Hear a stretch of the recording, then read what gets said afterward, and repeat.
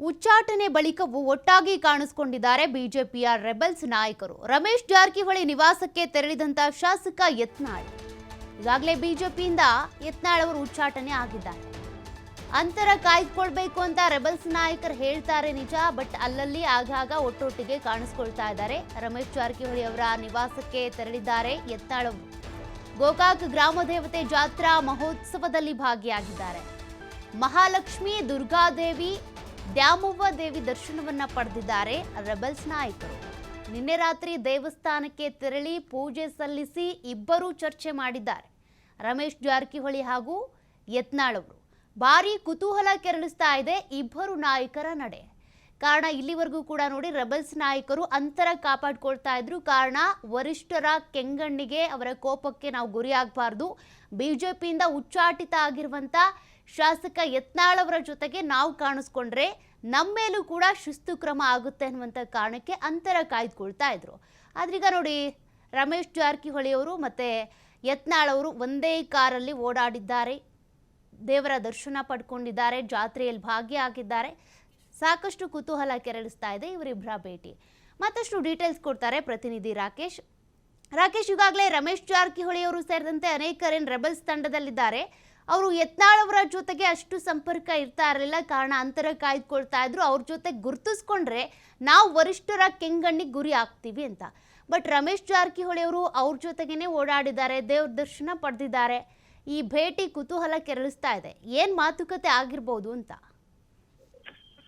ಸೌಖ್ಯ, ರಮೇಶ್ ಜಾರಕಿಹೊಳಿ ಹಾಗೆ ಯತ್ನಾಳ್ ಅವರು ಅಂದ್ರೆ ರೆಬೆಲ್ ತಂಡದ ಸದಸ್ಯರುಗಳೆಲ್ಲರೂ ಕೂಡ ಒಂದೆಡೆ ಕಲಿಯುವುದಕ್ಕೆ ಅವಕಾಶ ಮಾಡಿಕೊಟ್ಟಿರುವುದು ಗೋಕಾಕ್ದಲ್ಲಿ ನಡೆದಂತಹ ದೇವಿ ಕಾರ್ಯದಲ್ಲಿ, ಅಂದ್ರೆ ಅಲ್ಲಿನ ಪೂಜಾ ಕಾರ್ಯಕ್ರಮದಲ್ಲಿ ಇವರೆಲ್ಲರೂ ಕೂಡ ಭಾಗಿಯಾಗಿದ್ರು.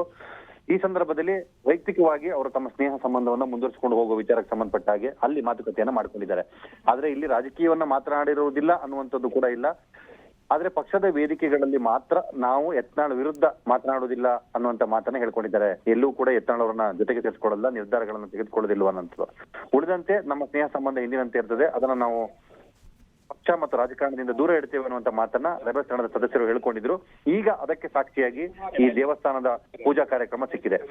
ಆದ್ರೆ ಮಾಹಿತಿ ಮೂಲಗಳ ಪ್ರಕಾರ ಯತ್ನಾಳ್ ಅವರ ಪದೇ ಪದೇ ಪಕ್ಷದ ವಿರುದ್ಧ ನೀಡುತ್ತಿರುವಂತಹ ಹೇಳಿಕೆ ವಿಚಾರಕ್ಕೆ ಸಂಬಂಧಪಟ್ಟ ಹಾಗೆ ಮತ್ತೊಮ್ಮೆ ಆ ತಂಡದ ಸದಸ್ಯರು ಕಿವಿ ಮಾತನ್ನ ಹೇಳಿದ್ದಾರೆ. ಯಾವುದೇ ಕಾರಣಕ್ಕೂ ಇಂತಹ ಸನ್ನಿವೇಶದಲ್ಲಿ ಪಕ್ಷದ ವಿರುದ್ಧ ಮಾತನಾಡುವುದನ್ನು ನಿಲ್ಲಿಸಿ, ನಿಮ್ಮ ಮಾತಿಂದ ನಮಗೆ ಪಕ್ಷದ ಒಳಗಿನ ಚೌಕಟ್ಟಿನಲ್ಲಿ ಹೋರಾಟ ಮಾಡೋದಕ್ಕಾಗ್ಲಿ ಅಥವಾ ಮುಂದಿನ ಸಂಘಟನಾತ್ಮಕ ನಡೆಗಳನ್ನ ತೆಗೆದುಕೊಳ್ಳೋದಕ್ಕೆ ಕಷ್ಟ ಆಗುತ್ತೆ.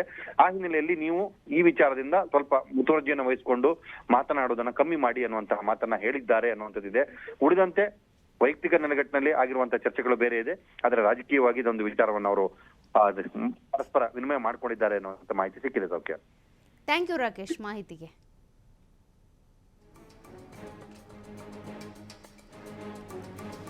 ಯತ್ನಾಳ್ ಹಾಗೂ ರೆಬೆಲ್ಸ್ ನಾಯಕರ ಒಂದಷ್ಟು ಸಭೆಗಳಿರ್ಬೋದು, ಭೇಟಿಗಳಿರ್ಬೋದು, ಅವೇನಿದಾವೆ ಪರ್ಸನಲ್ ಆಗಿ ಅಂತ ಹೇಳಲಾಗ್ತಾ ಇದೆ. ಅಂದರೆ ಪಕ್ಷಕ್ಕೆ ಸಂಬಂಧಪಟ್ಟಂತೆ ನೋಡೋದಾದ್ರೆ ಈಗ ಯತ್ನಾಳ್ ಅವರು ಬಿಜೆಪಿಯಿಂದ ಉಚ್ಚಾಟಿತರಾಗಿರುವಂಥ ಸದಸ್ಯ, ಶಾಸಕನು ಕೂಡ ಅವರು.